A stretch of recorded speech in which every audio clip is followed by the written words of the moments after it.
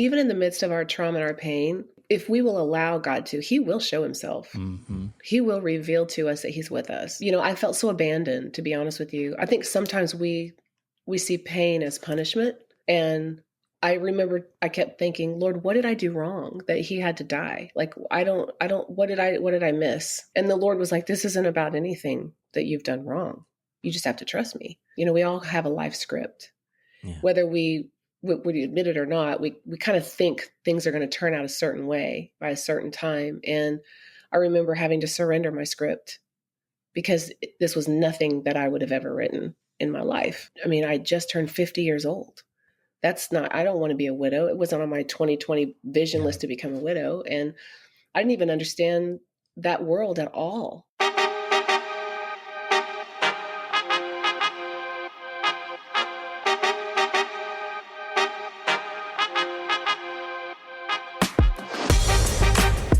Welcome, everyone, to another conversation with your friends, Rhett and Justin, right here at Armchair Authentic, a podcast designed to bring hope, inspiration, and encouragement around real conversations about real life with real people. We're stewarding our conversations, our stories, and our relationships in a way that serve you. Now, today, Justin and I had the honor and the privilege of sitting down with Jillian Chambers. Now, Jillian is a woman of God who is ferociously in love with Jesus Christ. She's a God chaser, a freedom fighter, a public speaker, life coach, author, widow, and a widow advocate. Today's conversation, my friends, is one that is not only encouraging, inspirational, it's challenging, and if you've ever wanted to see someone who has learned how to see God in the midst of their pain, it's Jillian Chambers. So, without further ado, our conversation with our friend, Jill. Well, Rhett, we are in the Armchair Authentic Studios today with one of my really good friends, and I'm so excited that you finally get to meet her. Me too. Jillian Chambers, welcome to Armchair Authentic.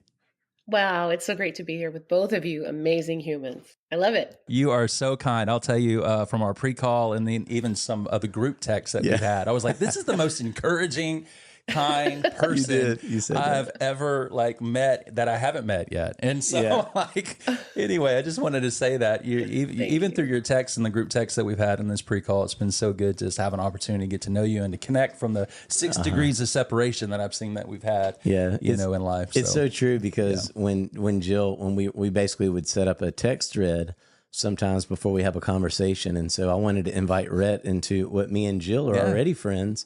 And I love, Jill, how you just didn't even wait. You just jumped right in. I loved it. And it was like, it was one of the pals. Oh, yeah. And I mean, next thing you know, I mean, I'm sending like those little videos of like little memes of Bill and Ted. Memes going on, I'm basically like, Jill, this is in essence what me and Rhett are. And I sent a meme of Bill and Ted from Bill and Ted's Excellent Adventure. And she jumped right in. And it was like, this is going to be a good conversation and some good friendships in the future that we're establishing. Yeah. So thank you for just the way that you're so engaging with people. And I'm so excited that we're able to have you on this podcast because people need to know Jillian Chambers. Mm-hmm. And you're an encourager, obviously very, very experienced in ministry. And we're going to get into all this, but you've also really experienced some deep tragedy. People would have no idea because of the joy that you carry. But you carry so much depth to you as well when you're in conversation because of the things that you've been through. And we're going to get into all of that.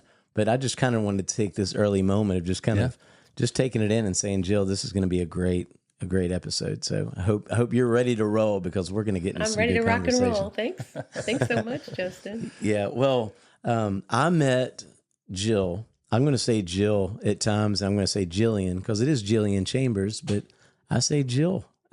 Because I met her in 2007. You and I met when me and Summer, two of our friends, Lane and Rachel, and you and Danny went to Switzerland for a John Maxwell. It was Equip?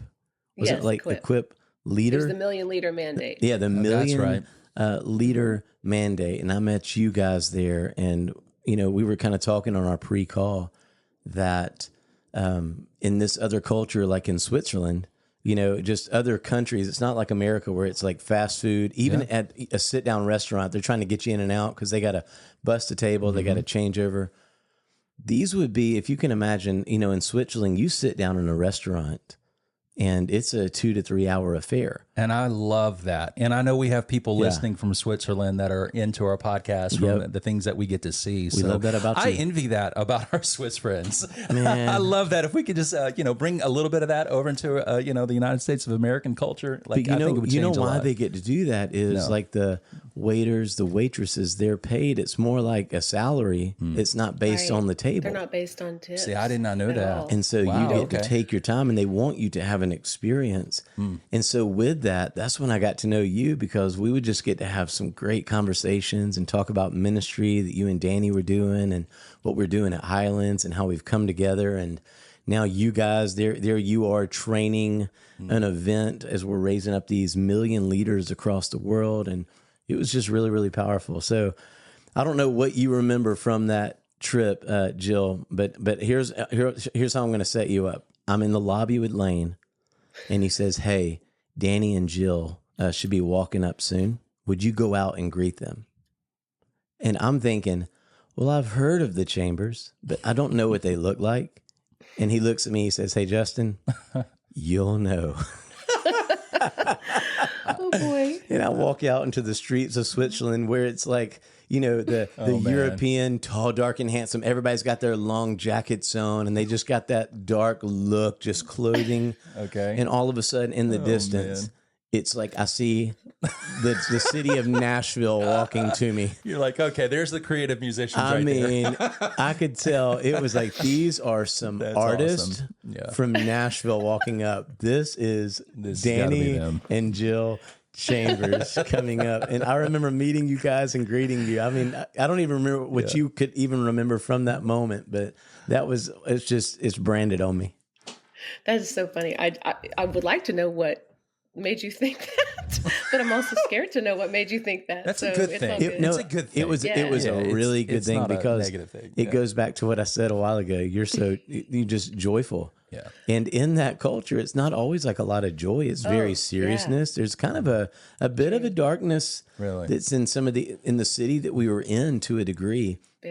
So the bragging part is y'all bring such a light, but just even in y'all's apparel, y'all looked awesome. But it was just there was color. This is a there good was thing. Belt buckles. Yeah. There was. We were rocking it. Yeah. It was so fun, Jill. Just when I think back on those times.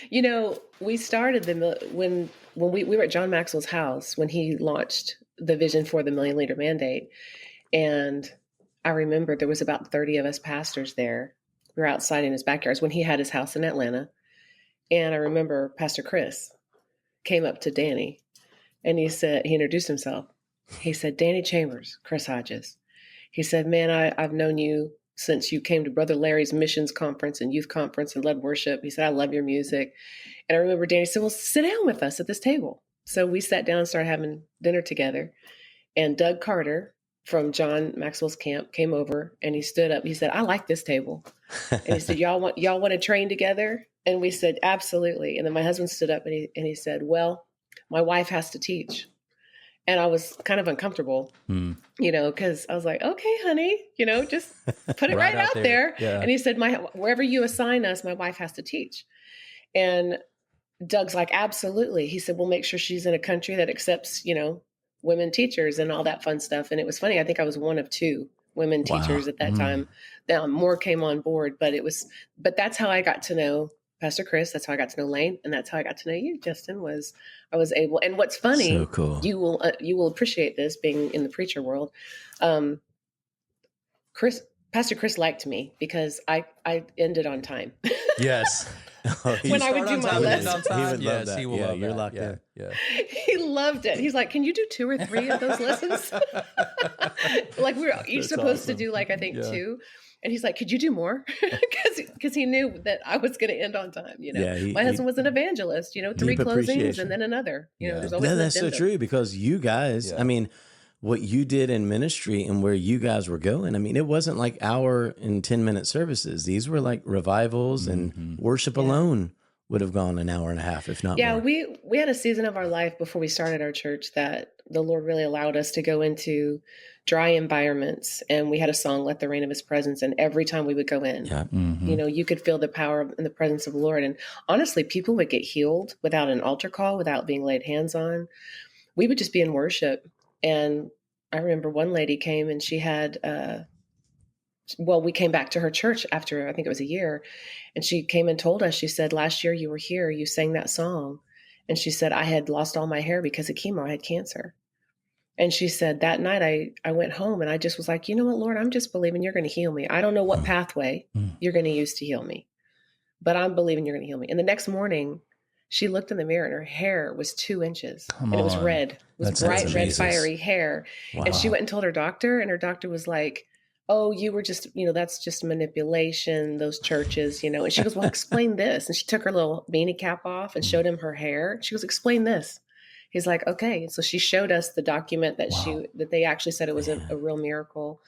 And that all happened in worship. It was just constantly. I mean, I still get testimonies to this day about people's lives being transformed through worship. So we really were able to bring this new, it was kind of a movement of worship because, you know, I grew up in a church that was, you know, spirit-filled, life-giving, but it was more of a song service, you know, where you just kind of sing your songs. And then the main thing about Sunday, or the main thing about the service, was the preaching. And it's not to take away from the preaching, but we just saw a real power in worship to prepare our hearts. Yeah. We likened our hearts to soil, and we felt like before the seed of the word got in, it needed to be tilled a little bit and prepared a little bit. And so and then we saw the fruit of it, you know. And so God really allowed our ministry to unleash a movement of worship. And it started because, you know, back in the 80s, there was no worship geared towards student generation. You know, we're singing all these, pardon me, I don't offend anybody, but Jewish jig songs. You know what I'm talking about? I remember those. This is the day. Yeah. Oh, yeah. And all the people are like Jewish jigging, you know what I'm saying? So fun. They'd slow it down and they'd speed it up, and they'd slow it down and speed it up. You shall go out with joy and be led forth with peace. Mountains and the hills will break out before. Yeah. I mean, I just went back. My hair just you can bet it. Boom. I just totally did. Like, absolutely. And so, you know, you didn't really want to bring your friends to church. You know what I'm saying? Yeah, that's true. And so, God just gave Danny a revelation of worship, and the church actually grew. The youth group grew from about 25 students to 700 in 2 years. Amazing. Craig Rochelle was actually part of that youth group. Oh, that's wonderful. Look at that. Cool. Let's go. So all you look back and you go, wow. You know a lot of seeds planted. That's incredible. Yeah. He was in the college. I appreciate you mentioning that song, because as I was talking to my wife, you know, earlier this morning, she was actually playing that song for me because I'd never heard it. And wow. And so Let the Rain. Let the Rain. Yes, Let the Rain. And that's, you know, you got to understand, like I didn't really give my heart to Christ until I was 16 years old, and then I was kind of like bottlenecked into whatever our church was doing at the time, and so, but she was like, y'all's ministry in that song specifically, as she was even playing it this morning, she had tears in her eyes, and I could just sense the presence of God on it, even though it was recorded, you know, several years ago. But it was so integral into her development and her relationship with God and her worship experiences. And so I want to say thank you, because having been married to this wonderful woman for 19 years, I'm reaping the benefit and blessing of the ministry and the investment you guys have made into her life through your faithfulness and obedience in worship and creating those experiences, because, you know, it was a huge part of her development in her walk with the Lord. So on behalf of her, since she's not here today, I want to say thank you for that, because such a huge blessing. So it's a powerful song. And that's something I want to, at least want to bring to light in this moment, that the saying you hear, behind every great man is a great woman. Mm-hmm. And a lot of people will know that name, Danny Chambers, because obviously he's a great worship leader, great songwriter, but it was almost a brand, Danny Chambers, because you were right there with him. And you can watch these videos. I mean, you can go back and see him, and it's Danny and Jill and the team that they brought. So when I say Danny, and so many times I'm referencing both of you because of the ministry that you have. So I agree with Rhett wholeheartedly. It's funny, when I first heard of you guys, it was actually, I'll be sensitive here because I want to be careful with names. I won't use names, but there was a season in life where we had it was like a youth pastor for a short time. Oh boy. It wasn't like the beloved youth pastor of the church. It's like after they leave, after they leave and the next one comes in and they're always compared to the former, which is kind of sad. Yes. But this one didn't really work out anyway. But I guess one thing I know now that he was bringing great to the table was he and I got in a dispute one time about like worship theology. I was leading certain songs and he didn't like certain words that were used, even if they were from the book of Psalms. Like if it says, in my weakness, in my weakness, you're my strength. He didn't want to confess any weakness at all. So it was very much the other side of the spectrum. Pendulum swing to the huge. You can find great balance in all what he was trying to say and where I was trying to say. I think if we would have come together in the middle, we both would have been in the right spot. But one time he was saying, Justin, we got to change this music. And he said, here's a cassette. It was a cassette then. He said, here's a cassette I need you to listen to. And he had already just chewed me out, so I was almost annoyed at him.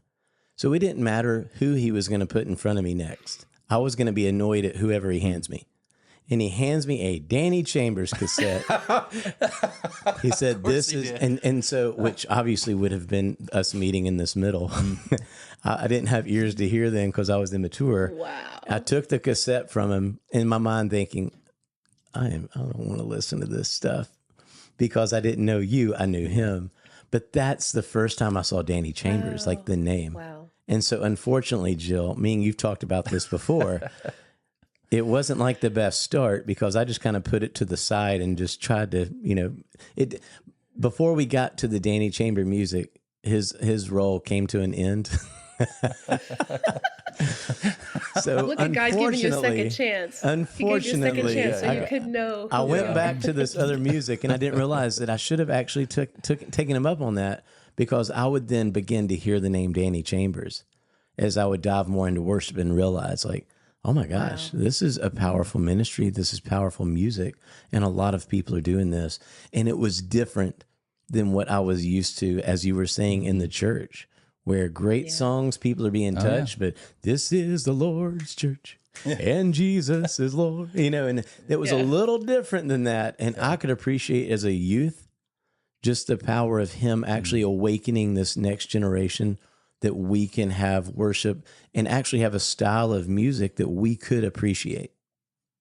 There was a, there was a sound that somehow just we captivated, and it was obviously spirit led, but people would say that constantly. They say, there's something in the sound. There's something in the sound. Mm-hmm. And Danny used to teach spirit travels on sound. Come on. When, the day of Pentecost, the Holy Spirit came into the room. He came in like a sound of a rushing mighty wind. He didn't come in like a rushing mighty wind. That's right. He came in as the sound. And so he used to talk about, listen to certain music and you feel a spirit on it. That's why we did have to tell some of our students, please don't listen to that yet. It's going to awaken a part of you that you should not wake up. And once it's awake, you're going to want to feed it. So put it back to sleep, listen to this music. That's really good. And so we found ourselves all over the world, literally, in all different kinds of tribes and camps, unleashing that sound. And then really the Spirit of God would just travel on it. So people that were struggling with faith or hope or addictions, they found freedom, people found healing. And that led us to, I remember one of the worship leaders today, Israel Houghton, was watching, I think we were on TBN or something, and he was in another room and he came out and saw Danny.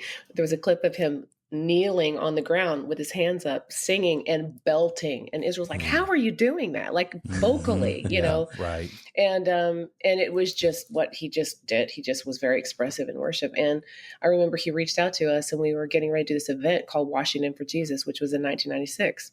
Yep. And we just kind of, we gathered on the Capitol lawn at the U.S. Capitol. And that. Danny, he was very strategic. And so the churches that we had traveled to on the East Coast, we reached out to our partners to help us raise money so that we could send each one of those youth groups a cassette tape. Yes, a cassette tape, ladies and gentlemen. For those of you that are in Gen Z, just Google it.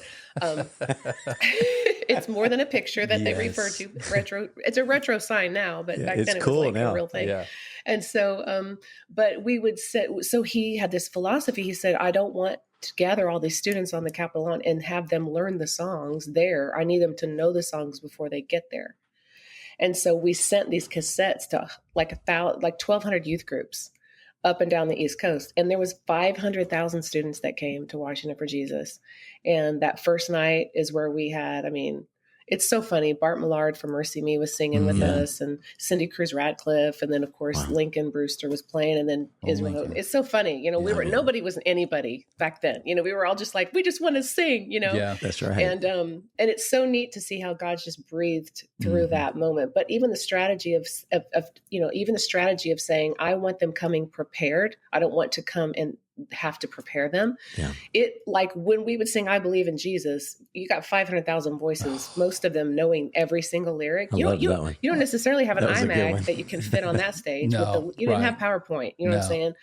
And so in that day, we just had to know the songs, and it was a difference maker. And what's funny is our saxophone player, Tim Coleman, he keeps posting on social media clips of these old like services. And you're right. You know, Danny always had me with him. And it's neat now to look back and go, wow, he took me through every open door. And that's one of the things I loved about him was he never walked through a door alone. Yeah. If he could bring someone with him, myself, other people, he wouldn't, like we were listening to one of our, we were mastering the Integrity Hosanna project called Carry the Call, which one of the reviews was it's rock and roll meets Jesus, because we had Lincoln Brewster on guitar and he was riffing out every single song. Can play.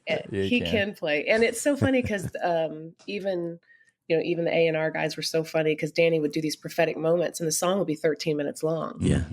And they would want to take it to the chopping block just because it didn't fit in their mold kind of was. And Danny's like, I'm sorry, but this is who I am. The music, I loved how he would be prophetic and spontaneous and just let it go. And we would go to youth groups and they would literally repeat the prophetic part, like as if it's a bridge or something in the song. But it was great because it taught people how to be open to that. Exactly. We were one of the students. That's so cool. Because at youth camps, you know, it was almost like CCLI does a lot better job getting the rights to the songwriters, where it shows at the bottom. Back then, it was just transparencies and no credit to any kind of writer. So you never know who wrote it. I would learn later that these youth camps we were doing, I mean, it was Danny Chambers songs all the time. And here I was knowing the songs. I just didn't know that I knew them. But our lives were being transformed as we were doing these 2-3 hour worship nights. And just in the spontaneous moments. And it would go so fast. It didn't feel like 2-3 hours. Oh, no, it was not at all. But that's what kind of opened our hearts. I remember Israel we were doing youth conferences in Oklahoma, and he was staying at our house, him and Melissa at the time.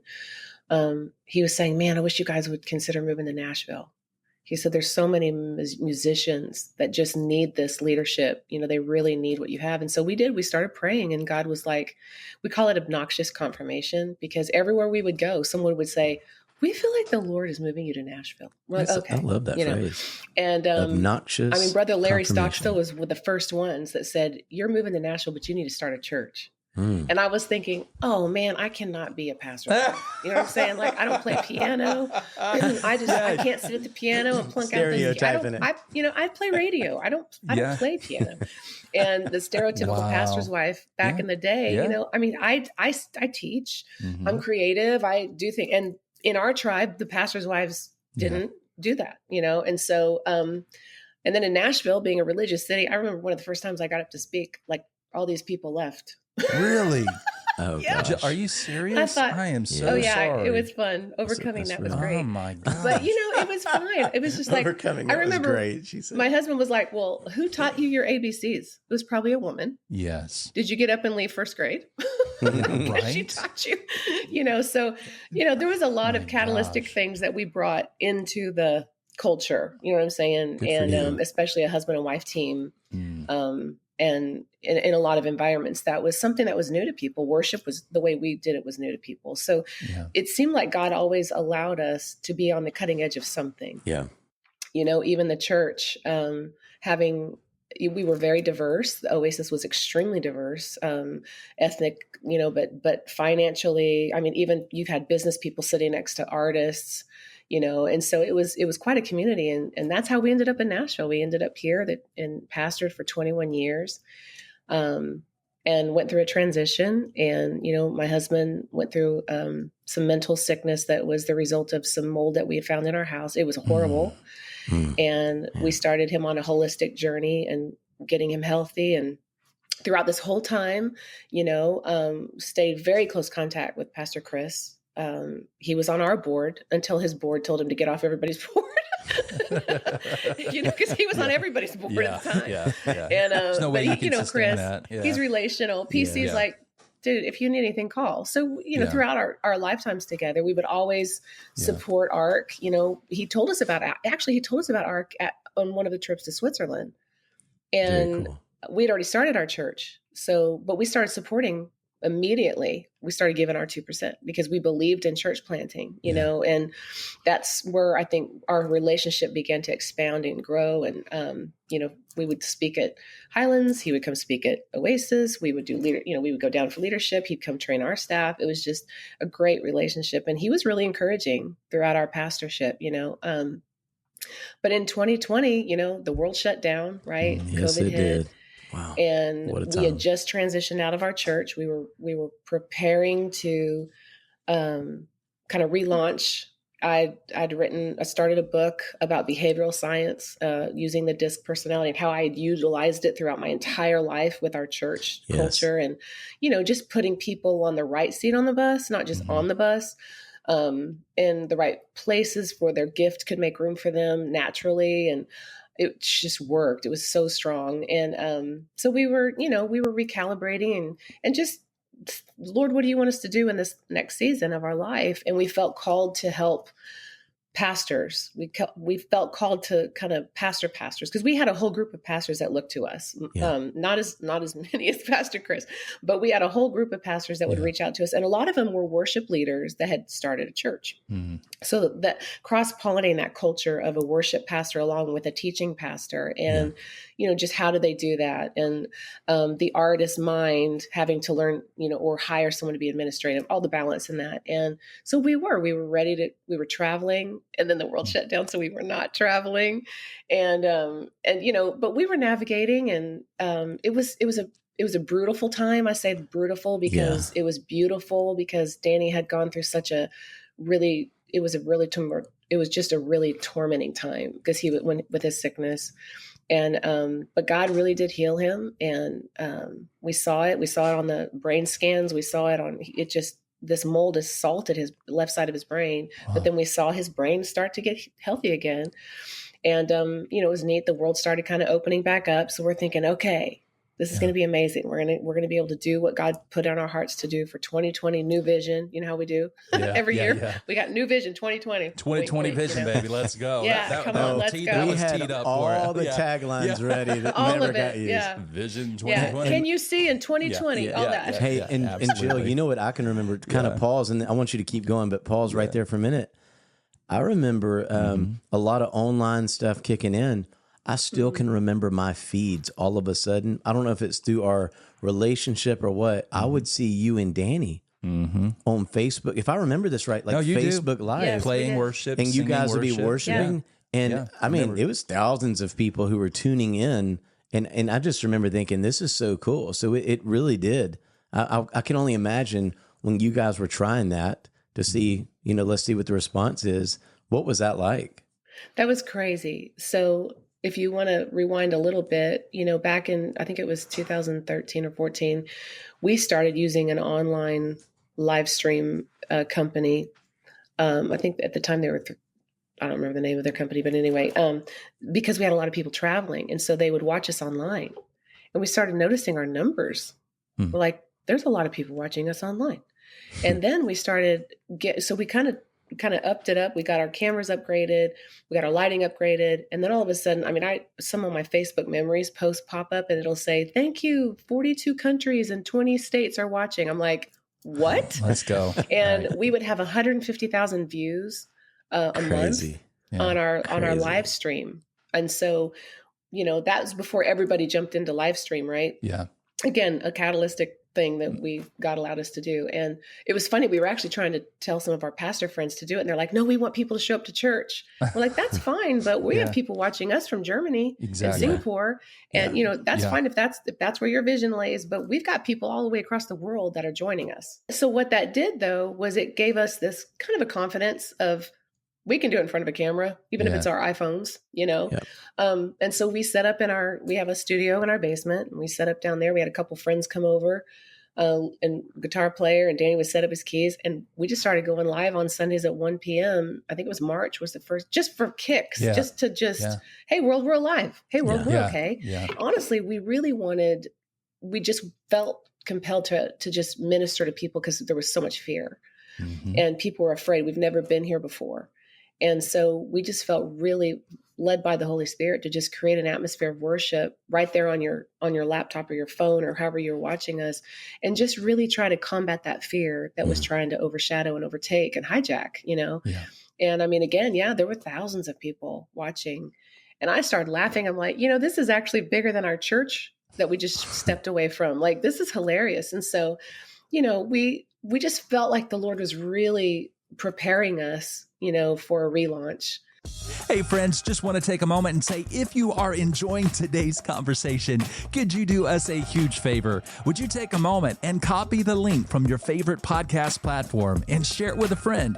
Email it to a friend. How about airdropping it over to your buddy or your sister right now? Man, that would mean so much to us. Thank you. All right, guys, back to the conversation. We just felt like the Lord was really preparing us, for a relaunch as the world opened up. But then, as the world opened up on September 23rd, I woke up and Danny was not in bed, and I didn't know where he was. He had trouble sleeping, and so sometimes he would sleepwalk. And so I thought, well, maybe he's sleepwalking, so I better go find him. And when I went to go find him, he wasn't in the basement where sometimes he would go and write music if he wasn't able to sleep. I thought, well, he's not down there. And then I thought, well, maybe he went somewhere. Well, he had died. I found him. And it was so unexpected. I couldn't believe it. I just was like in shock when I found him, and it was awful. He happened to pass away in our garage. And I just was in so much shock. And I just remember looking and going, wait, what? Because we had just come through this traumatic season of transitioning our church in a way I wish we wouldn't have had to. It would have been so much easier if God would have followed my life script, you know what I'm saying? And now, and then getting his health back and him being, seemingly, on the mend and doing so much better. And it's just, he was the best version too. He was so kind and helpful, and he was Mr. Type A bungee jumping, all the time, just always 20 feet ahead, speed. He was on 80 miles an hour, 24/7. And this time he was slowing down, and it was just like, what? And I just remember the shock of it. And I remember hearing the Lord say, his life was big, but his death is bigger.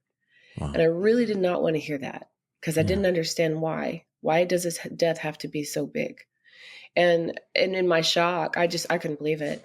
And so I did what most people do. And I, called 911, and they came in, my family, one by one. I have 5 kids, all 5 children, except my youngest. She was 15 at the time. She was upstairs asleep. All of the other children are married and out of the house. So I called 911, and I had to stay on the phone until the first responders came. But I called my mom, and then I called Pastor Chris. I actually texted him, and I just said, help. I said, help, Danny's gone. And he called me within I think 30 seconds. And he just brought such peace to my heart, because I was in shock. And, some people in shock, they kind of go crazy. I get very focused.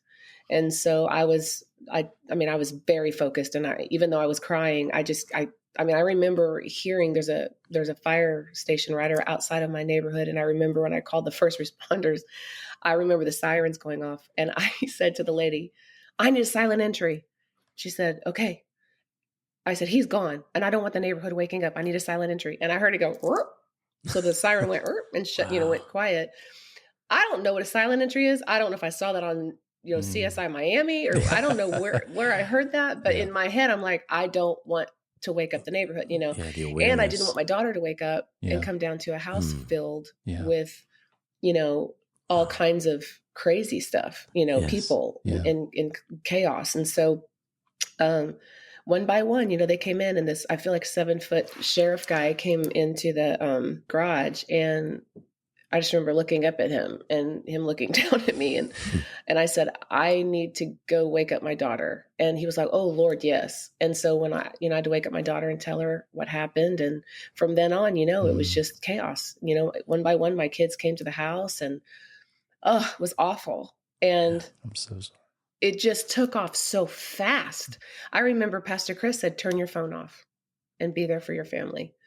And I tried, but I had other family, calling and different things. And then a pastor friend of ours, as we say in the South, bless his heart, made a post on Facebook.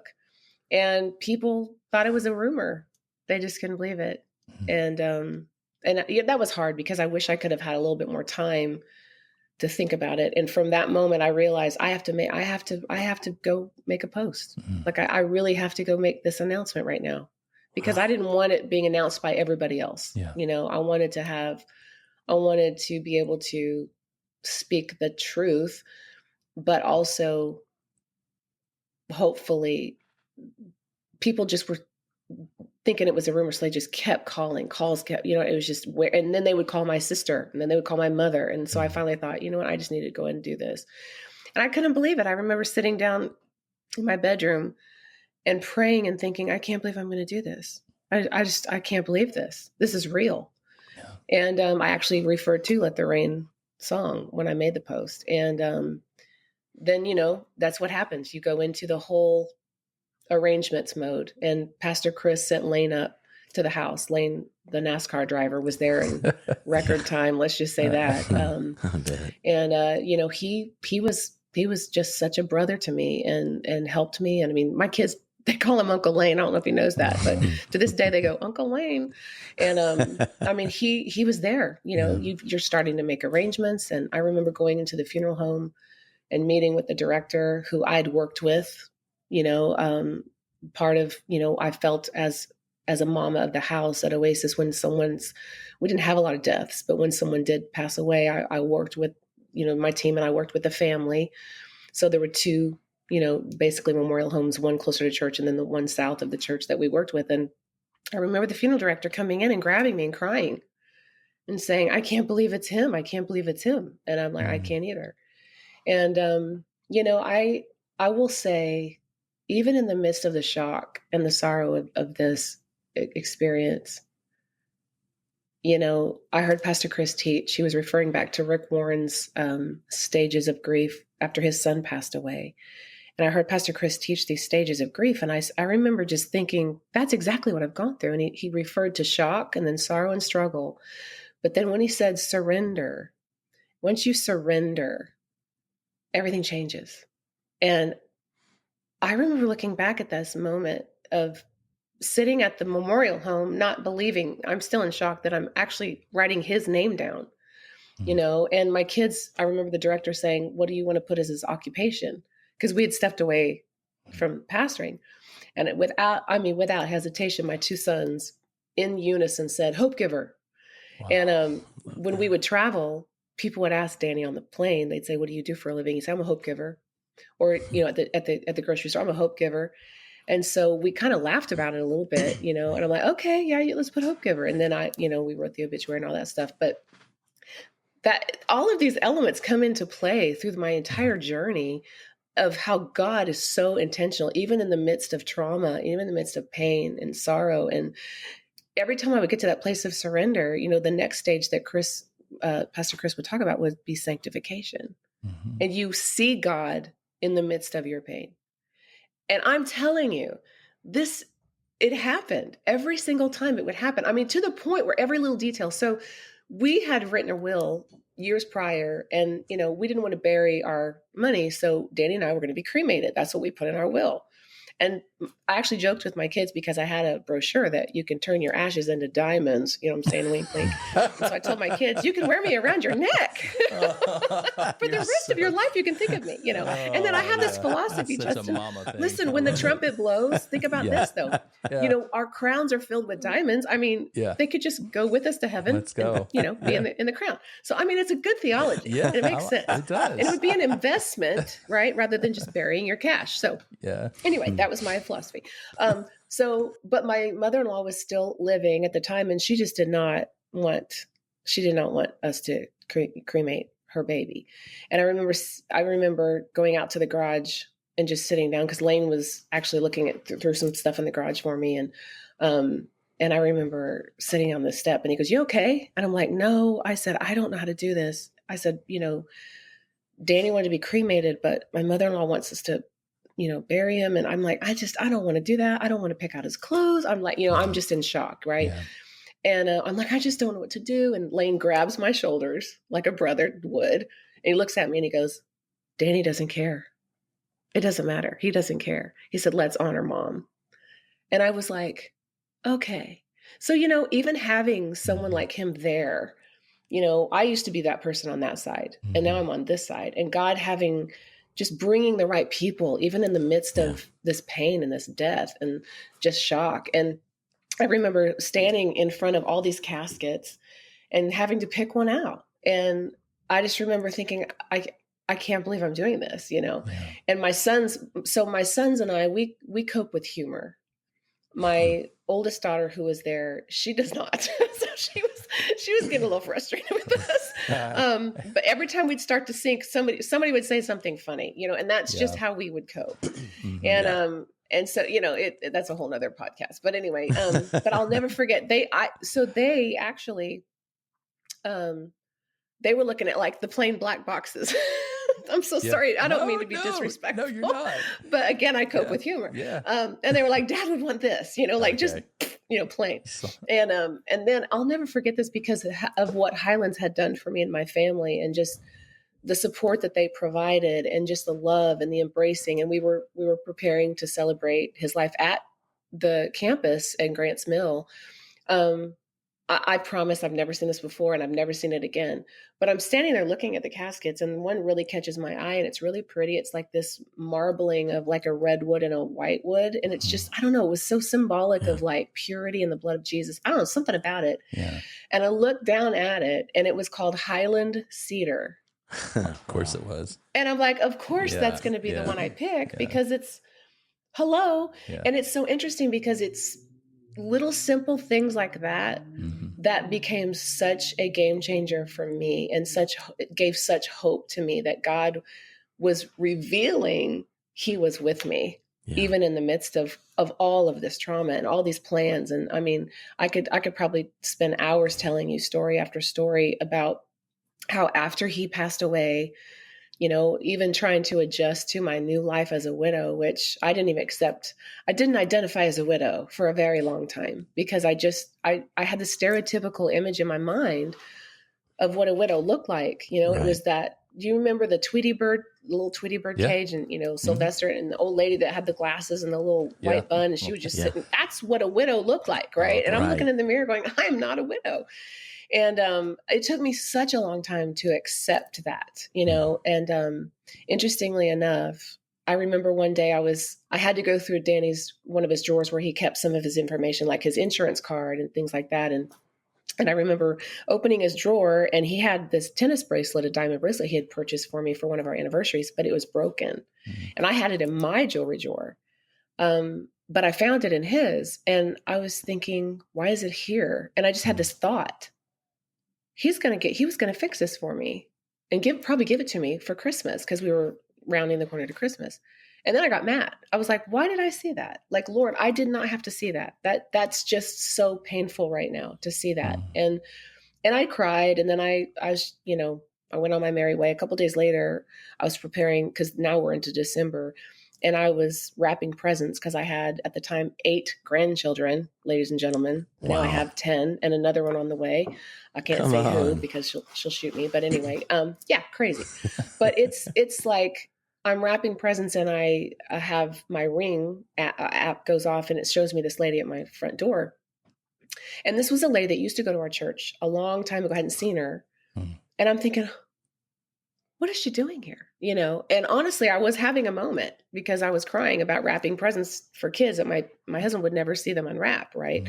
And so I'm having a little moment and I'm thinking, I really just, maybe she won't know I'm here. And I feel like the Holy Spirit goes, you need to open the door. And I'm like, oh, come on. Right. You know, like, come on. no, open the door. Yeah. And goodness gracious, I thought, are you kidding me? And this is a person, you know how there's people that are like 5-minute friends and then you got your 5-hour friends. Yeah. She's a 5-hour friend. And I was thinking, I don't have a 5-hour capacity to have a conversation. I have a 5-minute capacity. You know what I mean? That's where I really was. Yeah. And, but the Lord's like, I said, let her in. I'm like, yes, sir. So I go to the door. She's like, oh my gosh, I Googled you and I found you. And I'm thinking that's safe, you know? Yeah. And so then I'm like, great, everybody can Google me and find me now. This is wonderful. It's all out there now. And but you know what? I live in a gated community and I don't know how she got in. She just waited for there's the all pizza these guy to come in. obstacles that she flew over, right? Yeah. So, That's and so I'm safe. thinking she's probably supposed to be here, you know? Wow. Yeah. And so I let her in. We sit down and at the table and she tells me this story. And she says, you know, I bought myself a Christmas present. And she said, but when I got it home, I felt like the Lord told me it was for you. She said, so I didn't know how to get a hold of you. Cause again, I hadn't seen her in years. I mean, we're talking like 10 years. Wow. And so she says, I didn't know if I could find you and I found you. And for her, it was like, okay, God, if this is you, let me find her. Wow. So for me, I'm like, why did you find me? Yeah. How did you find me? It's so funny. People's perceptions on the journey. So she literally puts a box on the table and she goes, so this is for you. And I said, well, thank you. And so I reached for it and she goes, wait, hang on. And I said, okay. And she said, I actually don't think it's from God. And I'm thinking, oh, I get the anointing oil. I'm about to come out. You know, what do you mean it's not from God? What is happening here? You know? And she says, no, I think it's from Danny, actually. And I just looked at her and I looked back and I said, okay. And I opened it and it was a diamond tennis bracelet. Wow. And I couldn't believe it. Nobody knew that story. I didn't want anybody to I was in this like tired of being pitied. Yeah. So I didn't want to share it that I'd found the bracelet because I just didn't want people to feel sorry for me again. And so when she left, I'm just like sitting almost like in shock, like, are you kidding me? First of all, I almost didn't let her in. But I was thinking, Lord, thank you. Like, this is amazing. Like for you to go to this extreme to show me that you are paying attention to me and my, you know, I mean, do I need a diamond bracelet? I mean, every girl does. Kidding. No, but at the same time, it was like so intentional and mindful. And then I promise you this happened. I'm sitting there thinking, and I'm so sorry, this makes me sound terrible, but I was thinking, but why her? Yeah. I haven't seen her in 10 years. I don't, you know what I mean? It's great. And then it hits me like a light switch goes off. And I don't even know if this is theologically correct, but I hear my husband, I hear his voice laughing so hard. And I literally hear him laughing. Yeah. And then it hits me. Oh my gosh. Her name is Hope. She was a hope giver. Wow. That night, she was a hope giver. That is unbelievable. And she's probably the only hope that I actually know in the city. So that's why God picked her. Awesome. That's oh my gosh. I love those little God winks. I mean, that's so cool. And it's from the person. No offense to Hope. We love Hope. Yeah. But absolutely. That it is funny how it came, you know, in the form that it came in. I mean, that it was God had to literally prompt your heart to even answer the door. That's Isn't amazing. it funny? And if there's anything I can say is even in the midst of our trauma and our pain, if we will allow God to, He will show Himself. Mm-hmm. He will reveal to us that He's with us. I think I felt so abandoned, to be honest with you. I felt, I think sometimes we see pain as punishment. And I remember I kept thinking, Lord, what did I do wrong that He had to die? Like, what did I miss? What did I do wrong? And the Lord was like, this isn't about anything that you've done wrong. You just have to trust me.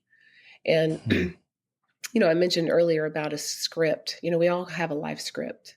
Yeah. Whether we admit it or not, we kind of think things are going to turn out a certain way by a certain time. And I remember having to surrender my script because this was nothing that I would have ever written in my life. I just turned 50 years old. I don't want to be a widow. It wasn't on my 2020 vision list to become a widow. And I didn't even understand that world at all. I didn't even know what I was getting into. I was searching for resources and all kinds of things. I couldn't find a lot of information. I mean, people sent me these devotion books, confession time. Yeah. I didn't read them because all they were like scriptures. Yeah. And I really didn't want to read the scripture either. I was mad. I've been called PC. I'm like, I'm so angry. He's like, you can be angry, just don't sin. And I'm like, well, what does that mean? At what point does profanity become sin? I was just like, I'm so angry right now.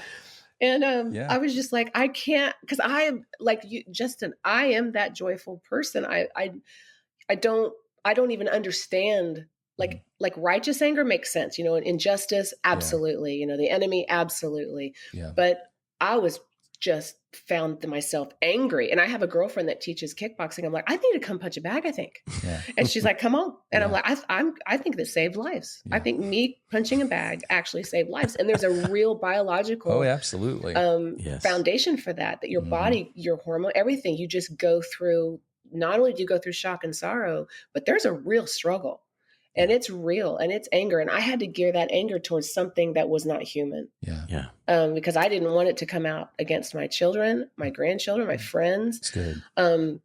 But I just remember surrendering that script. And then I remember God in one of my prayer times, he was like, Jill, you need to surrender your why to me. Because I kept just asking why.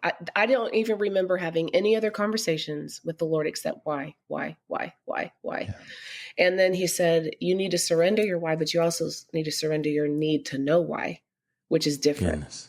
And so good. And I felt like he was almost telling me, even if I give you the answer, it's not going to be good enough, because ultimately what you want is for him to come back, and that's not going to happen. And so all of these answers aren't going to bring him back. And so you just need to surrender. And I did. And, it took several months for me to just find my bearings. One of the beautiful things was the Lord made a way for me to join Highland's team part-time, which honestly gave me a purpose. Yeah. And funny enough, PC calls, he's like, okay, now I'm not saying this is the Lord, but it's an opportunity and we have a need in this area. Y'all are not going to believe this. Justin already knows.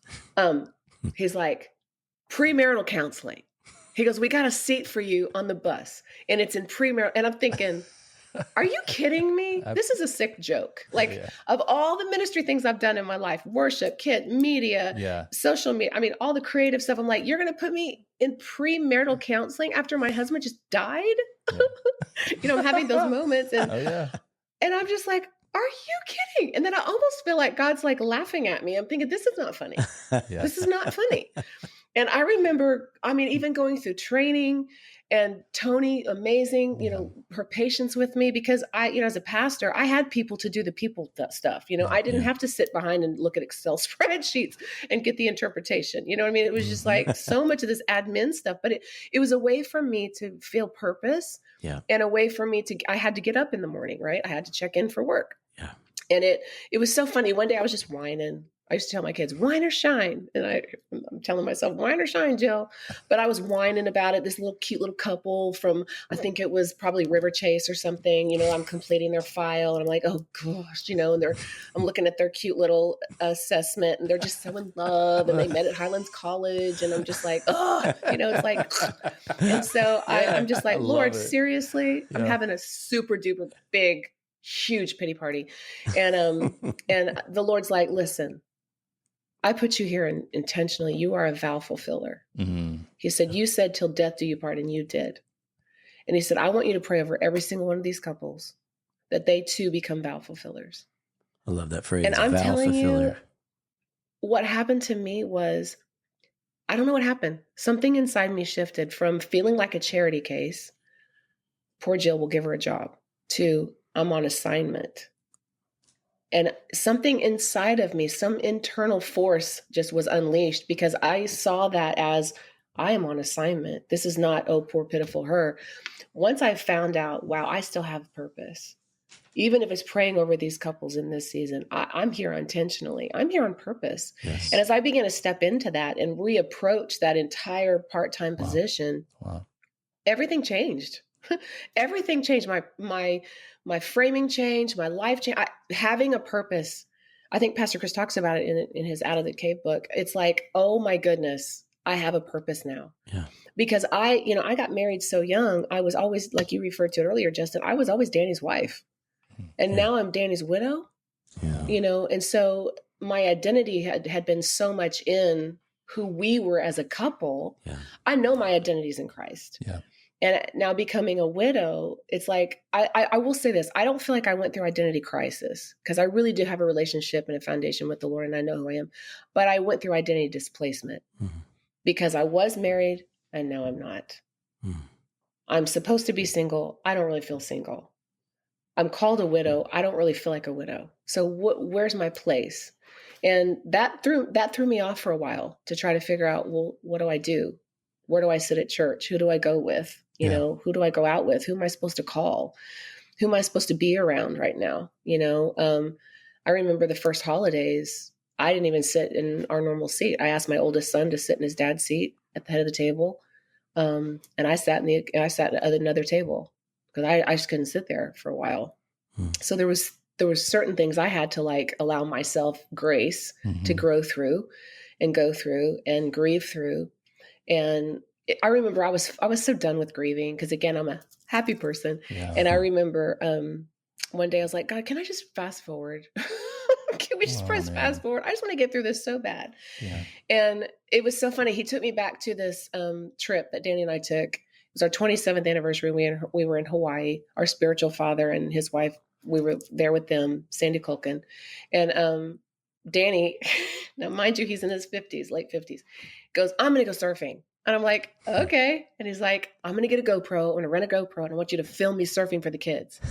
And I'm thinking, oh man, America's funniest home videos, like right? That's honestly what I thought. We're going to make a fortune off this. That's me. I'm thinking college is paid for. Yeah. And so, but yeah, so he actually gets his surfboard, hands me the GoPro. I don't even know. I was not thinking. I was so excited about whatever was about to happen, thinking this is going to be funny. And, but also very supportive wife, not, trying to be. Of course. Yeah. And so he's paddling out, into the ocean on his surfboard. And I'm walking into the ocean, not realizing, what was I thinking? It's getting deeper and deeper and deeper. And he's just paddling out, and all of a sudden I'm getting kind of tired of fighting these waves. These waves are coming and crashing over me and I'm like fighting through them so I can get to him. And he turns around and he's like, are you coming? Oh my gosh. And I'm like, dude, trying to give him my wife face look, Yeah. Y'all should have seen the face she just made. You guys have probably given that face at least once or twice. The eyes. It's all in the eyes. All in the eyes. For an audio, and the tilted head. And the eyebrows. For an audio only podcast, you guys just imagine the head look turn that sideways, she just gave us. eye glance. There it goes. Exactly. And so I'm walking out, and I just got tired, and I was like, I can't do this anymore. I need to take a break. So I stopped. I just stopped fighting the waves. And all of a sudden the wave picked me up. It took me away from Danny, closer to the shore. And then it brought me out. And as it brought me out, it actually got me a little bit closer to Danny. And then I thought, it did it again. Wave picked me up, brought me away from Danny, closer to the shore. And then it brought me back out, closer to Danny. And it was kind of like, as I surrendered to the wave, it actually took me to the place I was trying to get to. So instead of fighting it, right? Well, the Lord says, stop fighting the waves of grief. He said, I'm trying to take you to a place you've never been, and you're fighting the vehicle that I'm using to get you there. That's Surrender awesome. To the grief. It's going to take you somewhere. And I just didn't like it. I didn't like crying. I just didn't like it. Because I honestly, I went and saw a therapist and she said, why are you afraid to cry? And I said, because I'm afraid I'll never stop. She goes, you will. And she said, why are you afraid to go deep in your feelings? And I said, because I'm afraid I'll never come up. And she said, you will. And it's so funny. I, as I've studied and researched, there's your tears and grief biologically are actually your body's way of detoxing. So there's toxicity in your body because of your fight or flight mode, in your adrenals and all that. And so as you know, people, when I was growing up, people used to go see sad movies like Where the Red Fern Grows. You guys remember that movie? Oh, Those that's the two first dogs? book I ever I was read. like, I would be like, why do you want to go? Why do you want to cry like that? And all my friends would be like, oh, it made me cry. And I'd be like, but why would you pay to cry? Like, I don't understand. And they'd be like, oh, I just feel so much better after. Yeah. So I literally grew up my entire life avoiding those environments. Totally. And like, even when a movie would touch me, I'd fight those tears. Yes. And my kids would be like, Mom, just cry. I'm like, no, you know. And then, so here I am immersed in grief and I can't stop crying. But it's true. I felt like this weird release after I cried. Yeah. And it actually was it was kind of a healing balm. And so where I was trying to fight grief, the Lord was like, I need you to surrender to it.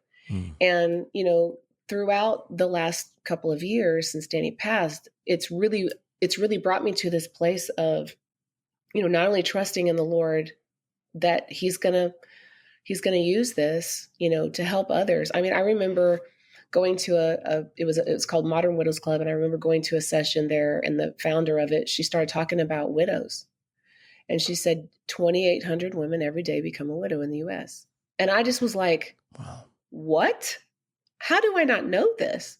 And she said 76% of women that become widows are under the age of 59. There's almost 12 million widows. And we're not in war. You know, Ukraine, there's 500 women every week becoming a widow because they're in war. Globally, there's millions and millions of widows. And I just was like, why don't we know this? Hey guys, Red here. Just want to take a moment and say thank you to every single one of you who have taken the time to follow us on social media. Now, if today is your first time to join us for an episode, man, we want to say welcome, friends. It's so good to have you with us. Could you take a moment, look us up on Instagram or Facebook? You can find us there at Armchair Authentic, or you can go on over to X, find us there as well at Armchair Auth Pod. That's Armchair Auth, AUTHPOD. All right. Now back to the conversation. Globally, there's millions and millions of widows. And I just was like, why don't we know this? And what's going on? And it's all of a sudden I felt this need to be like, I want to know more, you know? And it was interesting. I started in my first 15, one of my prayer moments, the Lord said, I want you to start posting about your journey. And I thought, I don't want to post about my journey. Danny was the public one. He told everything about us. I mean, he always talked about us, right? But I was the private one. I'm like, I'm not telling you my business, you know? Yeah. And then I just remember thinking, what if I do it wrong? Like, what if I grieve wrong or do it wrong? I don't really want to do this. And the Lord was like, you have to trust me. So I actually started posting, and he said, I want you to be real. I want you to be raw, but I want you to bring hope. And he said, and then I want you to lead people through your pain to me. And so I started posting about how I was mad and how I was hurt and how it was this and that and the other. But then I would bring it around to, but I trust you, Lord, or nevertheless, God is good and God is faithful. And I talked to my publisher and I said, I went back and hashtagged ferociously and forever. And right now when widows reach out to me, I'll say, hey, just go to my social media, search hashtag ferociously and forever, and you'll see my journey. And that becomes kind of the first point of contact with someone who's lost their husband, because they kind of get to dive in at their own pace, and it's not invasive or intrusive, but it allows them to see my journey. And always, it has never not happened. They find a connection point, they reach out to me, I have a conversation with them. And so that kind of became a lead in to me realizing how many widows and women were becoming widows. I mean, I was talking to 3 widows a week, brand new widows. Wow. Pastors from across the nations would call me. They would be calling me going, I have someone that lost their husband. I don't know what to say to them. And I'd say, well, give them my number, but also hashtag ferociously and forever on social media. So they'd end up reaching out, calling, texting. And I remember after watching Pastor Chris talk about that, those stages of grief, according to Rick Warren's journey, it hit me. I'm like, I have to do something. Like, I have to do something. So I remember calling him. I was like, PC, can I use this sermon? Can I create a small group curriculum for our widows? because I just feel like I'm having the same conversations, Mm-hmm. 4 times a week with these widows. And I'm listening to them at the beginning of the conversation. And then by the end of the conversation, they have hope. Yeah. And I'm thinking, this is amazing how quickly they're like, first of all, somebody understands my journey. Mm-hmm. She gets it. She understands. And now she knows what to say. So I remember Justin and I mean, we talked about it. I was like, Justin, I feel like we're supposed to do this. Yeah. So I did. I created the small group curriculum, and Highlands has been using it. Yes. And I mean, even last year, Pastor Chris was like, what do you want to do? I'm like, well, we should probably do let's get together. Let's get them together. Yeah. Yes. And, May 3rd is National Widows Day. So we did a brunch on May 4th last year. Yes. And I remember Pastor Chris getting up the Sunday after and announcing that we served almost 700 widowed people. And my mind went, what? Yes. And I mean, these people 2 months prior were unseen. Yes. And now they're seen.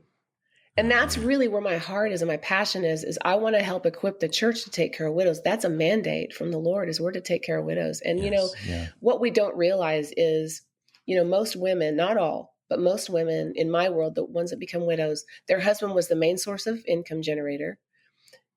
Their life insurance and health insurance were on them.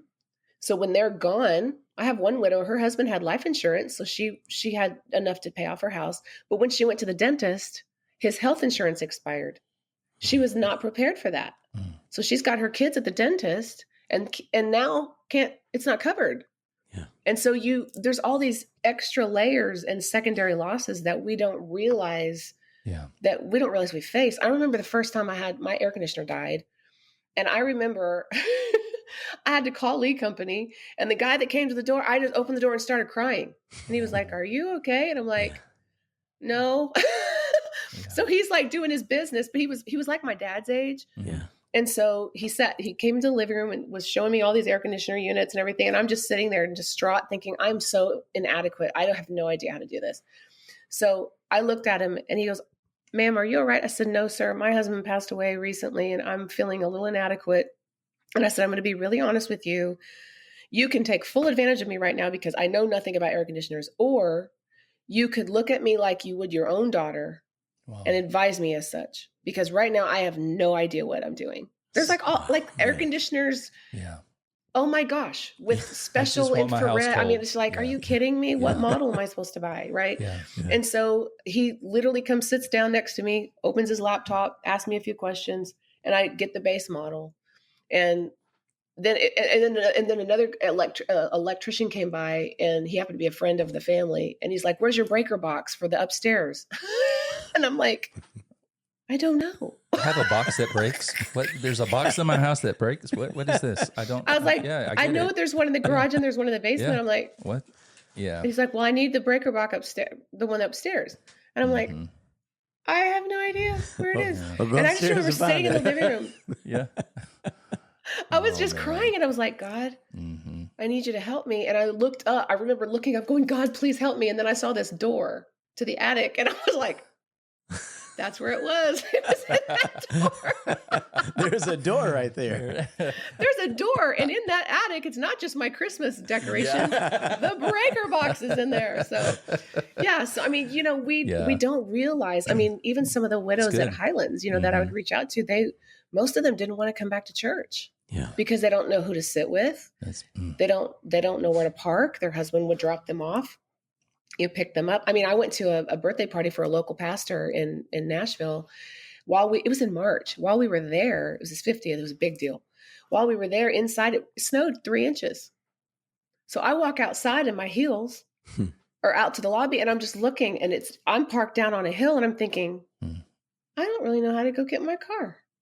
I seriously was like, the only people that I knew at the church were the people inside on the stage, because all the other people, were nice, but I just didn't know them. And I just remember thinking, how am I going to get to my car? I literally thought, I'm taking my shoes off. I'll freeze my feet because I'm not going to, my shoes aren't going to make it. I mean, I'm going to fall.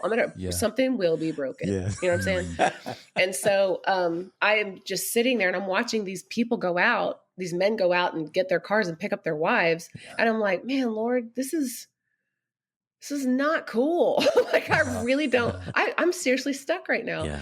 And then I feel this tap on my shoulder and it's the head of security for the church. And he's like 6'8". You know, I don't know how these tall people keep finding me, but I said, yes, sir. He goes, Mrs. Chambers. And I said, yes. He said, my name's so-and-so. He said, I moved here from California with Pastor such and such about 5 years ago or 6 years ago. We were going to launch a church. He said, we came to Oasis for 3 months and you guys trained all of us in our launch team. And I was like, oh my gosh. He said, since the pastor has since moved back to California, the church is no more, but I'm the head of security here at Bethel. And he goes, is there anything you need? And I'm like, yes. Wow. I'm like, would you get my car? So he did. And I was just like, thank you, Lord. Thank you, Lord. Thank you, Lord. Thank you, Lord. You know, but I'm telling you, all of this became awareness to me. Yeah. This is like, how many people don't have that? Wow. How many women don't have that? You know, and I thought we need to do a better job, you know, as a church, and we need to do a better job as a community of helping women specifically. I mean, I have a group that we meet at my house once a month. I call us VowFulfillers because we fulfilled our vows, and it's men and women. And we've just kind of developed this community and relationship. It's really fun. Since 2022. And it's really cute because one of the guys, he's in his mid 60s. He will like go shopping at like TJ Maxx or something, and he'll lay out like pants and shirts and take pictures of them and send them to the girls in the Telegram thread. He'll be like, I don't know what goes together. Somebody help me out, you know? And so it's just kind of fun and turning it into like a community thing. And what's been happening though, is I've watched them go through cross this bridge from hope to healing. Several of them are dating, not each other, but others. Some of them have gotten remarried. Yeah. And it's kind of funny. The last meeting we had like the smallest group we've ever had. And I was talking to the guy, he's in his early 70s, who, I think he's in his early 70s, might be late 60s. But he and I were talking because he's the one I reached out to help me start the group. And he said, I feel like your season with this is changing. The winds are shifting. And I said, you do? And he goes, yeah. He goes, I need you to feel freedom to not have to do this every month if you don't have to. Because the last stage that we talk about in grief, which I actually added to Rick Warren's, I hope he's okay with that, but I added reinvention. Because one of the things I discovered was life is not going to be the same. Yeah, you're not going to have the same life without your spouse, no matter what loss you've gone through. You know, I wrote a book called "Live and Beyond the Loss" because I've realized a lot of people have experienced loss and they're stuck. One of the girls I mentored for 20 years passed away tragically in a car accident last December, and her mom was my administrative assistant at our church for almost 10 years. And I mean, I'm saying the same thing to them that I'm saying to widows. You know, you got to learn how to live beyond your loss or you get stuck. And reinvention is a part of that. And you have to reinvent. And it's like, I'm different. I realize that I'm mostly the same core who I am, my character, my integrity, my values, but the things that I see are different. The values are different. My calling is different. I found myself in this place of, I really have kind of found a reinvention, you know, and I'm okay. You know, you struggle with moving forward because you feel like every step forward, you're leaving your loved one in the past. Yeah. And I remember one day the Lord was like, no, that's backwards. Every step forward is a step closer to them in eternity. Yeah. So don't feel guilty for moving forward. That's good. You need to live your life. Yes. And so if anyone listening, I will tell you, don't feel guilty. Please don't feel guilty for moving forward. I mean, even if I find love again, you know, I remember Danny would tell me, he's like, because he was 12 years older than me, he'd be like, Jill, it's probably going to go before you. I don't want you to live alone. I want you to be alone. And I told him, well, if I go before you, I got her picked out. That's not my son. I got her picked out for you. No, that's so funny. That's good. But in the reality of it, truthfully, I know that even being with other widows and widowers, it's like your spouse would not want you miserable. Mm-hmm. And it's not betrayal to love someone else. It's not betrayal to move forward. It's not betrayal to live your life. Yeah. You know, you love differently, you know, they're not here. So the location shifted, and your love shifts in a different way, but it's not betrayal. And I think that's what I've seen people struggle with. probably one of the most things they struggle with in reinvention is how do I do that without feeling like I'm betraying my loved one or abandoning my loved one? And truthfully, they're not thinking about you, honey. They are in heaven, probably rejoicing with Jesus and the angels. Yes. And so if they are thinking about you, they're thinking, live your life. Learn to live your life. Wow. I love how you, just that statement, VowFulfiller. Yeah. I mean, that really, I don't know if people have ever thought of it that way. And what you're doing, by making such a great statement is obviously, it's not like we're getting rid of the word widower, but you are putting the accomplishment that you just had. Like, you have spent this set of time that God is giving you, and for better or for worse, you fulfilled that vow. If you're grieving, it actually meant that they meant something to you. Yes. And so grieving is actually these wonderful emotions that God allows us to emote when we're going through things, because the person actually meant so much to you. And I love how you even will draw out just psychologically and even chemically what's going on in our head, when we can get frustrated, and all these chemicals that actually become toxic. And I love how you even describe that our tears. It's a way to let that toxicity escape from our bodies. Yes. And, we read all kind of scripture where it's like God bottles up these tears. And the story that you'll end up reflecting is, it feels like David in the Psalms when he's lamenting, and there's not always solution to every psalm. He ends these poetic moments with just I don't know, but I will trust in you. Yeah. But I'm also frustrated with you, God, but I trust in you. And just the different, I know you're an artist too, being able to create a lot of you're definitely that wordsmith. And the analogies you've given us with the waves. Man. I mean, that was awesome. Beautiful. The waves kind of bringing you back, but you surrender. It brings you back in. I can't wait to read when the book releases, because all these stories, even just the example of Hope Giver and just these narratives of the lady named Hope, just to see your struggle of not embracing being a widow, and now discovering and actually being aware that God has placed an assignment through that season on your life. And Rhett, we've talked about this, but at the time of this recording, you're listening to this, the event that Jill was talking about, especially for the church that I'm on staff at, Church of the Highlands. This past Saturday, we just had our widows event. It was a widow brunch in honor of National Widows Day, which happens on the calendar, obviously, every year. And an encouragement that I would have, and I've learned to even know to say this because of the very woman of God we have on the podcast today, but I've learned so much from Jill. But my encouragement to pastors and any leaders who have opportunity to create space is to create some of these, like we're doing this widow brunch. We have different events where some of them are scheduled and some of them are the organic stuff that happens, like in your living room, Jill, where people are just gathering and they're just forming community. But I've learned so much from you on some of the things that we don't even think about, that when someone loses their spouse. I mean, I remember you had this checklist that we went in and kind of went through to make sure that we are making it available to the widows of our church.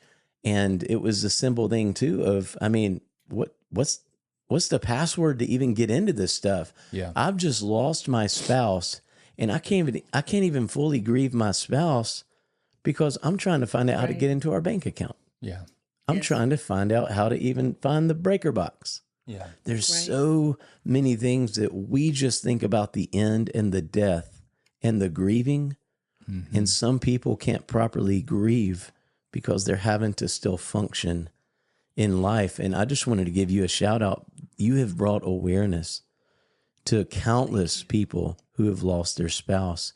And, me and you've had conversation that people even need to have the awareness before they could go through such a thing to already know some of this stuff. And I just think that what you're bringing to this table, it's not just those who have lost somebody, but you're teaching all of us to steward. I can guarantee you, me and Rhett are listening to you as students listening, and we're thinking about our wives.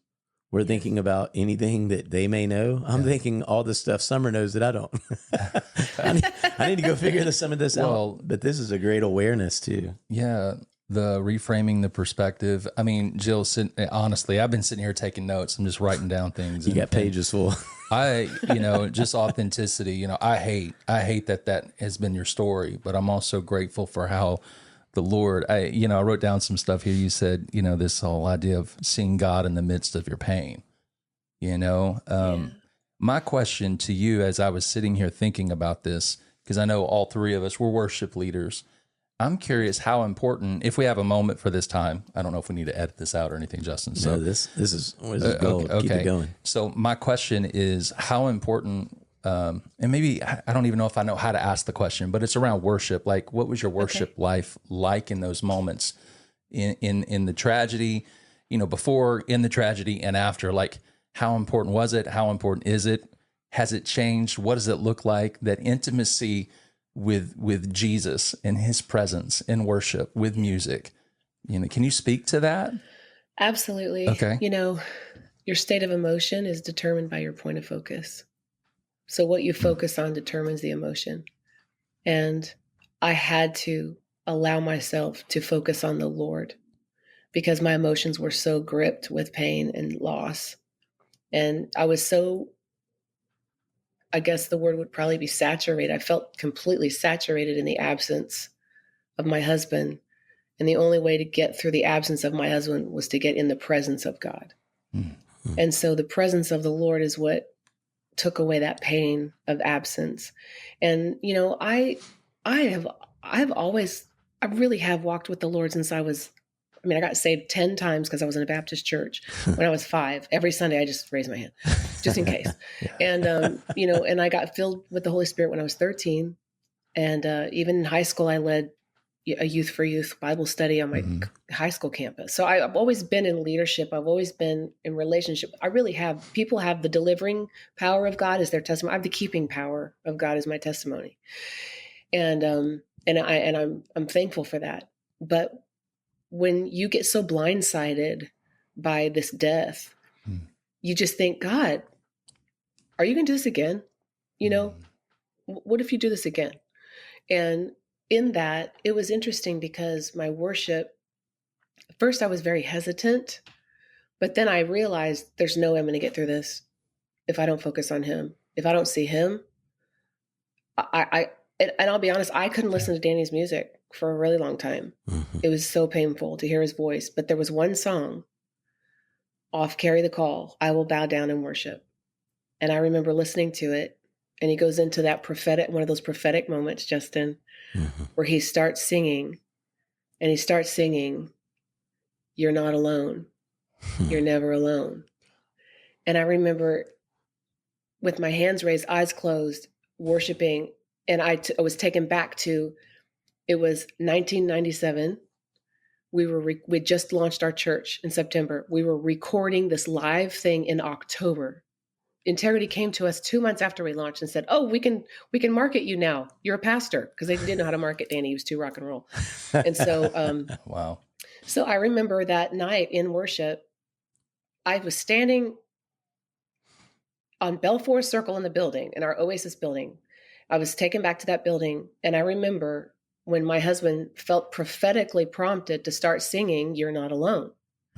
And in this moment in 2020, I'm sitting there going, Lord, you dropped that in his spirit to sing that at that moment because you knew I would be here right now. Wow, it's amazing. Feeling alone. That's the God who is at the beginning, at the end. He goes before you. He's behind you. That's who God is. And at that moment, when I heard Danny singing, "You're Not Alone," I realized, God, you did that all those years ago, just like he put Chris Hodges at our table at John Maxwell's house, so that Chris Hodges would be the third phone call that I made. Yeah. We have to think in our life span, not just in a moment. Good.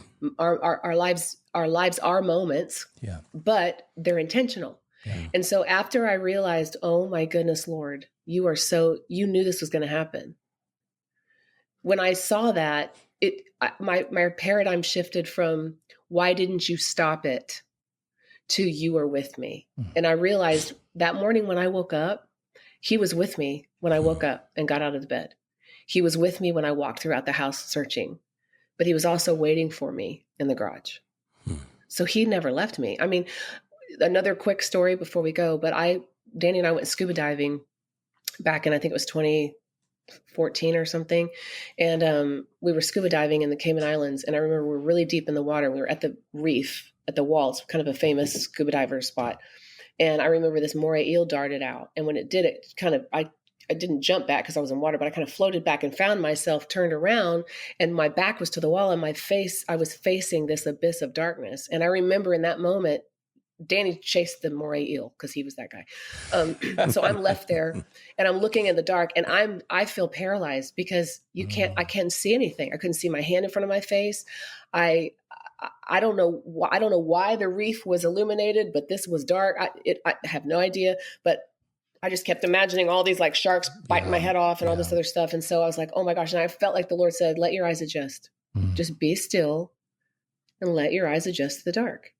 And all of a sudden I see this eagle stingray, which is black with white spots. And you don't normally see those at the, in the shallow waters. You have to kind of be a little bit deeper to see them most of the time.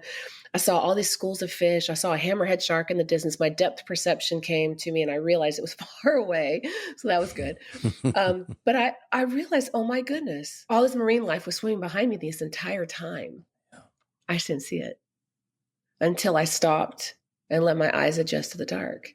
And then I began to see. It was illuminated to me. And that's what the Lord said to me. He said, Jill, you need to let your eyes adjust to the dark. And then he took me to Isaiah 45. It says, I will give you treasures out of darkness, secret riches that are hidden so that you know that I'm the Lord God who called you by name. My name for almost 31 years was Jill Chambers. But before it was Jill Chambers, it was daughter. It was beloved. It was called. It was anointed. It was God called me. Before I was formed in my mother's womb, he knew me. And so just because my name is no longer Mrs., but Ms. Chambers, he still knows who I am. And I've had to let my eyes adjust in the midst of this dark season to realize and see that just like that marine life was swimming behind me that whole time, God's been with me the whole time. And now worship for me, it's not even painful. It is powerful. It is a gift. I mean, I sing all the time. It's so funny. I live alone in my house. My daughter's in college, and I find myself singing so loud. The other day she came home for her birthday, I guess was last weekend. And she came home, and I've kind of gotten into this routine of just singing all the time, like loud. Danny used to do that. You'd hear Danny singing throughout the house. You'd hear my other kids singing. I just was not that person. And now I'm like, I'm just worshiping, I've still got joy in chaos. I've got peace that makes no sense. I won't be good, my firm foundation. I mean, I'm singing all these songs, and I will tell you, the lyrics to those kinds of songs have come alive to me. Where, joy and chaos, maybe I got a traffic jam, you know what I'm saying? Like that was my chaos. But now my chaos is this whole new world, this whole new life. And I still have joy. I have peace that makes no sense. Wow. And it's amazing. And, one of the most beautiful things is that God has so reinvented me and so brought hope into my life that when I tell my story, it's almost unreal. Yeah. Because I'm so filled with passion and purpose and joy that it's almost like, is she kidding? Did this really happen to her?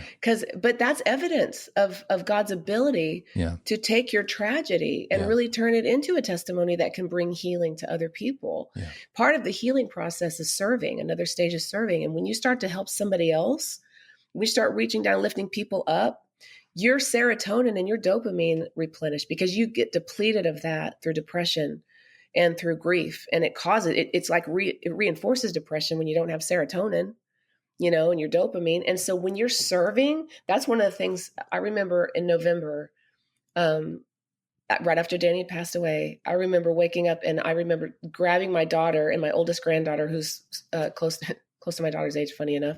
And I'm like, we got to go serve. So we went downtown under the bridge in Nashville. We started serving our homeless people because I knew I'm not going to make it. I got to stop thinking about me. Yeah. So my point of focus is determined I mean, my point of focus determines my state of emotion. And I realized when my emotions were dipping, I had to change my point of focus. And the first go-to was worship. Always. I had to focus. I had to sing songs about him. I had to sing songs to him. I had to sing songs to him in front of myself so that I could hear myself saying them out loud. And I will tell you, in worship is different for me now.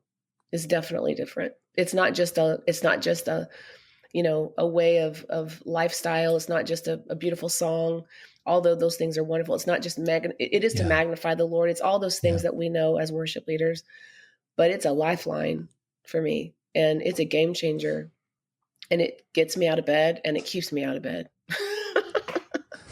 I would get up and make my bed just so I wouldn't get back in it. Yeah. Wow. I'm that girl. This is, I mean, your story, it's, the widow that's listening to this, but my goodness, it's so much more. Everything you just said, I mean, we're all learning from this. You just described what everybody is facing in certain ways and how to deal with this. And so, Jill, it's the whole reinvention. You're doing so much for widows right now, but it really is like you're just getting started. There is a whole reinvention that's clearly happening. We get to see your face. We get to see the spark, and there's so many things that are probably being grown right now that we can't even imagine that are coming your way. But every word that you're saying right there is so applicable to anybody whose ears are on this podcast right now. And I'm grateful, Rhett, that you just joined us on this podcast and just was so vulnerable with your story, but also just so open with what's going on. And I know before we wrap this up, Rhett, do you have anything you were about to add? No, I was just going to say thank you for your vulnerability. Thank you for your honesty. As you were sharing that story of even of the prophecy of that recording, and then going back and listening, and then the Lord using that word for your life, that was speaking to me.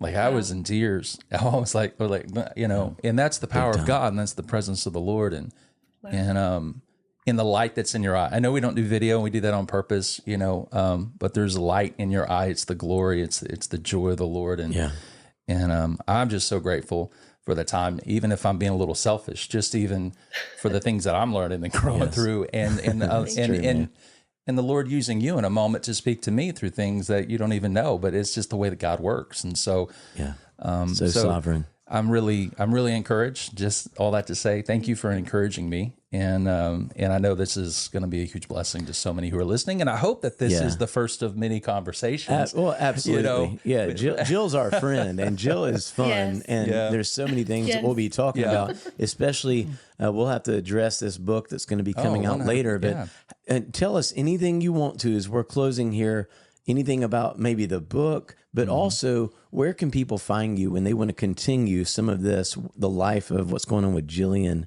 Chambers? The best place is just probably social media, Instagram, Facebook. I do have a website. It's jillchambers.com, but it's a little anorexic right now. I also just jumped on board a new ministry called International Scripture Ministry, and we're translating the Bible into every language through apps that we're building. And I'm a content creator for those apps as well. So what's really neat is this book, Living Beyond the Loss. As soon as we press, I guess print, digitally, it'll be translated into 40 languages immediately. Oh, wow. And so I'm very excited about being able to not only reach the 12 million widows in America, but also to go into the countries that don't have hope. And a lot of societies, actually, a woman becomes outcast when she loses her husband. Mm-hmm. And so just being able to reach beyond the borders. And God just he just planted me here in this place. And these people pursued me. I used to be partners of our ministry, and they came to Nashville to open one of their offices. And I just was like, what in the world's happening, Lord? I still am working with Highlands, consulting and everything, but it's just funny because I've written 2 more books. I've written 3 books in about 8 weeks. And, because we are really trying to reach the 45 million foreigners or immigrants in America, and we want to empower them with the word. And so if they're here, let's empower them. Yeah. Let's instruct them, let's teach them. And so creating content for them as well that's being translated. And it's crazy. That's a whole nother show. But My talk about goodness. reinvention. Wow. It's That's a right. faith tech company, and they're using,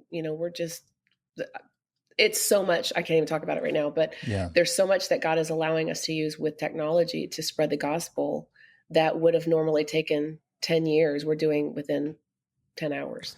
Yeah. It's Hey, just it's unreal. the Amazing. power of converting AI, Yeah. Yeah. Exactly. Wow. telling AI about It really Jesus. Yeah. I actually have an AI agent. Yeah. I It's really true. actually do. I know we've had. I don't know if we're going to name her combos. Jill or Jillian, but we have an AI agent. It's true. It's so true. That's awesome. I mean, and that's going to be another great combo because you've shared that stuff with me, and I'm so excited. Like the Widow's curriculum, for the what video. you're doing. Yes. You will see me on the video curriculum speaking like Ukraine, Oh, that's so cool. I mean, I can't Russian. wait to see that. It's gonna It's- be wild. I can't wait to watch That this. is called utilizing Thank you, Jesus. for the time we AI live in. for the Yes. glory of God. My Yeah. goodness. Okay, so I know you said socials, but what are they? On Instagram? Jillian Chambers. Jillian Chambers. Okay, great. All the places at Jillian. And we'll Chambers. have all this on the show notes for anybody who's interested to follow. We'll have it all there. Yeah. Yeah, every bit of it. Yeah, Jill, thank you so much. Thanks, this guys. was such It's a been treat. fun. Yeah, and Appreciate we it. look forward to having you again. But thanks for being with us on Armchair Authentic. Thank you, sir. Hey, friends, thank you so much for joining us on today's conversation. We cannot wait until our next episode that drops next Monday. So until then, we hope you have a great day. Stay safe, and we will see you soon right here with your friends, Rhett and Justin at Armchair Authentic.